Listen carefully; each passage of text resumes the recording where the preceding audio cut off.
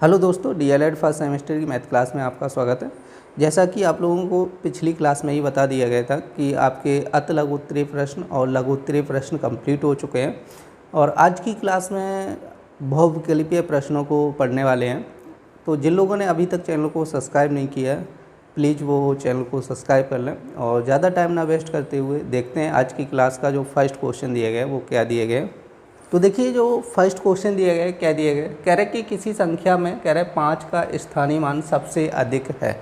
तो 5 का स्थानीय मान पूछा गया। जो फर्स्ट ऑप्शन दिया गया आपका 382.159 दिया गया और कह रहे 286.105 दिए गए और यहाँ पे कह रहे 146.511 दिए गए और यहाँ पे कह रहे 286.058 दिए गए। तो हमसे कह रहे हैं कि किस ऑप्शन में 5 का स्थानीय मान सबसे अधिक है। तो आप लोगों को बताया था कि स्थानीय मान कैसे निकाला जाता है। यदि इसमें हम लोग देखेंगे स्थानीय मान, तो यहाँ पर देखो 5 का स्थानीय मान निकालना है तो 5 लिख लेना और हमें देखना है 5 के पीछे कितने अंक हैं। एक अंक है तो एक जीरो बढ़ा देना है और यहाँ पर 5 लिखना है। 5 के पीछे कोई भी अंक नहीं तो 5 ही रहेगा और इसमें देखो 5 लिखना है और 5 के पीछे कितने अंक हैं, 2 अंक हैं तो यहाँ पर 2 जीरो बढ़ा देना है और यहाँ पर 5 लिखना है और 5 के पीछे कितने अंक हैं, 1 अंक है, ठीक है, तो एक जीरो बढ़ा देना है। तो हमसे कह रहे था 5 का स्थानीय मान सबसे अधिक पूछ रहे थे, तो सबसे अधिक किस में है आप लोग बताइएगा। ये 500 आया, तो ये ऑप्शन नंबर आपका हो जाएगा सी ऑप्शन हो जाएगा। देखिए नेक्स्ट क्वेश्चन क्या कह रहा है, कह रहे कि दो संख्याओं का मासा 35 दिया गया, कह रहे उनका लासा कह रहा है 525 है। उनमें से कह रहे एक संख्या 175 है तो दूसरी संख्या होगी। तो देखो यहाँ पर मासा आपका दिया गया है, ठीक है, मासा दे रहा है आपका 35, ठीक है, और आपका लासा दे रहा है आपका 525 और यहाँ पर पहली संख्या आपकी कह रहा है 175, तो हमसे कह रहे हैं दूसरी संख्या ज्ञात कीजिए। तो आप लोगों को पता है ना, पहली संख्या गुणे दूसरी संख्या इक्वल टू क्या होता है, एलसीएम गुणे एचसीएफ। ये फॉर्मूला आप लोगों को बताया था, ठीक है, जिन लोगों को नहीं पता है वो लोग नोट कर लीजिएगा। ये होता है पहली संख्या गुणे दूसरी संख्या बराबर लासा गुणे मासा। तो देखिए जो चीज़ दी गई है यहाँ पे रखिएगा, पहली संख्या रखिएगा, हमसे दूसरी संख्या पूछी गई है और क्या दिया गया, लासा दिया गया था, लासा दिया 525 इंटू और मासा दिया था 35, क्लियर नहीं।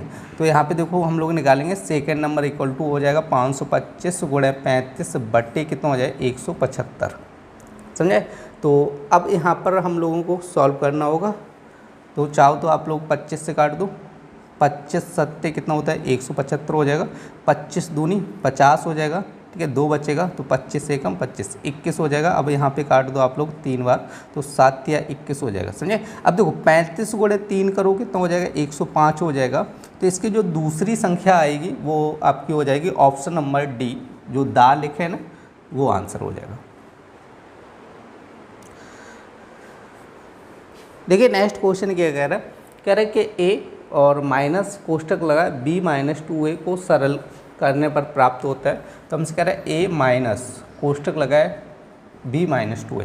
तो आप लोगों को बताया कि यदि आपके कोष्टक के आगे माइनस चिन्ह आ जाए तो हम लोग क्या करते हैं, माइनस का अंदर मल्टीप्लाई करते हैं, सही। जब माइनस का मल्टीप्लाई करते हो तो आप लोगों को पता है क्या होगा, चिन्ह बदलेंगे इसके, ठीक है। तो हम लोग करते हैं तो a, अब देखो ये कैसा है, b कैसा है, प्लस का है तो माइनस का करेंगे तो ये माइनस का b हो जाएगा, सही। अब यहाँ पर देखो ये कैसा है, माइनस का है, जब माइनस का गुणा करेंगे तो कैसा हो जाएगा, प्लस का हो जाएगा 2a।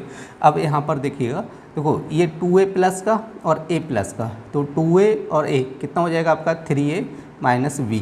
तो आप लोग ऑप्शन देख लो, 3a माइनस b किस में लिखा है, ऑप्शन नंबर a।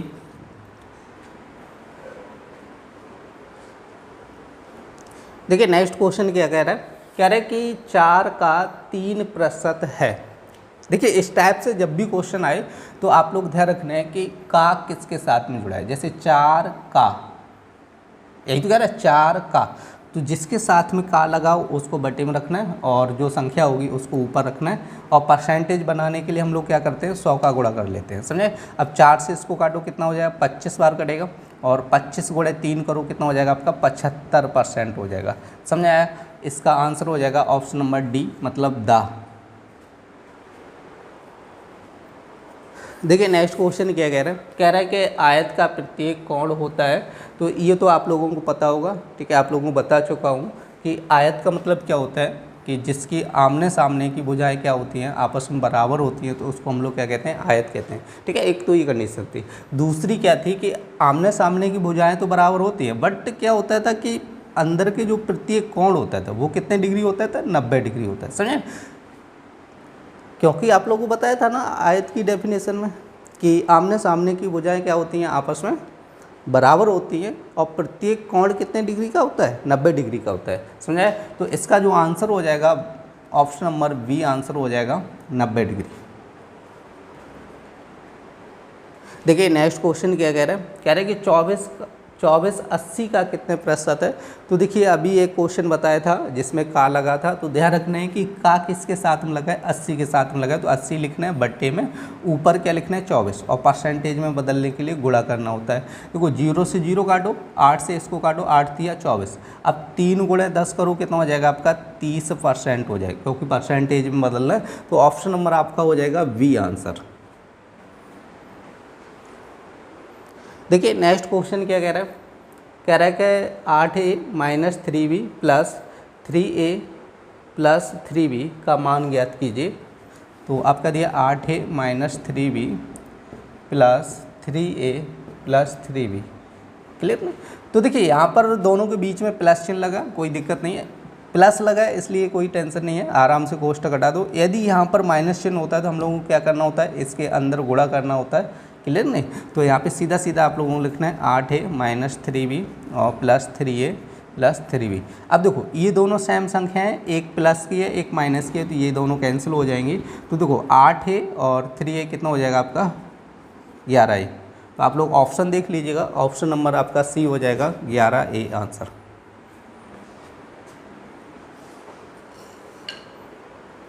देखिए नेक्स्ट क्वेश्चन क्या कह रहा है, कह रहे हैं कि 13 का अनुवर्ती प्राकृत संख्या है। तो आप लोगों को पहले ही बताया था कि अनुवर्ती, यहाँ पे समझो, अनु मतलब आप लोग समझ लेना, अनु मतलब आने और वा से मतलब समझ लेना वाली। ठीक है, शॉर्ट तरीका आप लोग समझो, अनु मतलब हो जाएगा आने और वा से क्या हो जाएगा वाली। मतलब जैसे 13 है ना, 13 के बाद आने वाली संख्या कौन सी होगी। जैसे यहाँ पे कह रहे हैं 13 का अनुवर्ती बताओ, अनुवर्ती मतलब 13 के बाद आने वाली। ठीक है, अब इसके बाद कौन सी संख्या आएगी, 14 आएगी। तो इसका आंसर हो जाएगा ऑप्शन नंबर सी। ध्यान रखना है, यदि आपसे पूर्ववर्ती कहते हैं, पूर्ववर्ती पा से ध्यान रखना है पहले, क्लियर नहीं, पा से ध्यान रखना है, क्या ध्यान रखना है पहले। अगर पूर्ववर्ती कहता है तो इससे पहले, जैसे आपसे कहता है 13 का पूर्ववर्ती बताओ, तो इससे पहले संख्या कौन सी आएगी, 12 आएगी। समझ आया। तो अनुवर्ती और पूर्ववर्ती दोनों चीज़ें ध्यान रखना है। तो इसका जो आंसर हो जाएगा ऑप्शन नंबर सी हो जाएगा।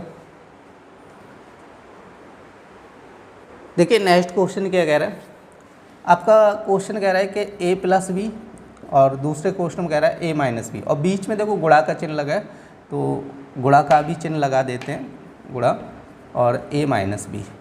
तो देखिए दोनों के बीच में किसका मल्टीप्लाई का चिन्ह लगा है, तो हम लोग क्या करेंगे, इसका गुणा करेंगे। देखो a का a में गुणा करेंगे, तो आप लोगों को पता होगा जैसे a गुणे a, इस पर पावर 1, इस पर पावर 1, गुणाम पावर क्या होती है, जुड़ जाती है। तो यहाँ पर a की पावर जैसे 1 और 1 कितना हो जाएगा, 2 हो जाएगा। समझे, वैसे ही यहाँ पे करना, a गुणे a कितना हो जाएगा, a स्क्वायर। अब a का b में गुणा करेंगे तो कितना हो जाएगा, a b। अब इसी तरह देखो माइनस बी का इस a में करेंगे तो क्या हो जाएगा, माइनस का ए बी। अब इस माइनस बी का b में करेंगे तो ये हो जाएगा माइनस का बी स्क्वायर। अभी ये देखो दोनों प्लस माइनस हो गए, तो इसको कैंसिल कर दीजिएगा। तो यहाँ पे क्या बना, ए स्क्वायर माइनस बी स्क्वायर। तो आप लोग ऑप्शन देख लीजिएगा, ए स्क्वायर माइनस बी स्क्वायर कौन सा ऑप्शन है, ऑप्शन नंबर बी। देखिए नेक्स्ट क्वेश्चन क्या कह रहा है, कह रहा है कि 25% को दशमलव में बदलने पर मान होगा। तो आपसे कह रहा है कि 25% है, अब इसको दशमलव में बदलना है। समझाए। तो देखो परसेंटेज हटाएंगे तो क्या होगा, बट्टे में 100 होगा। समझे आप, क्योंकि आप लोगों को बता चुका हूँ कि परसेंटेज हटता है तो बट्टे में क्या होता है, 100। अब हम लोग क्या करेंगे, जब 100 का भाग करेंगे इसमें तो क्या आएगा, तो आप लोग देखो भाग नहीं करना है, डायरेक्ट यहाँ से समझो कितने जीरो हैं, 2 जीरो है ना, तो ऊपर 2 अंक बाद पॉइंट लग जाएगा। 25 से लिख लो, 2 अंक काउंट करो, 1 2, यहाँ पे पॉइंट आएगा। तो इसका जो आंसर बनेगा 0.25 बन जाएगा। तो आप लोग ऑप्शन देख लीजिएगा, ऑप्शन नंबर बी आंसर हो जाएगा आपका। ये थी डीएलएड फर्स्ट सेमेस्टर की मैथ क्लास, जिसमें हम लोगों ने 10 क्वेश्चनों को देखा था। उम्मीद करते हैं आप लोगों को पसंद आई होगी। यदि पसंद आई तो कृपया लाइक करें और ज़्यादा से ज़्यादा शेयर करें जिससे कि ज़्यादा से ज़्यादा लोग जुड़ सकें। फिर मिलते हैं ऐसी नेक्स्ट क्लास में, तब तक के लिए धन्यवाद।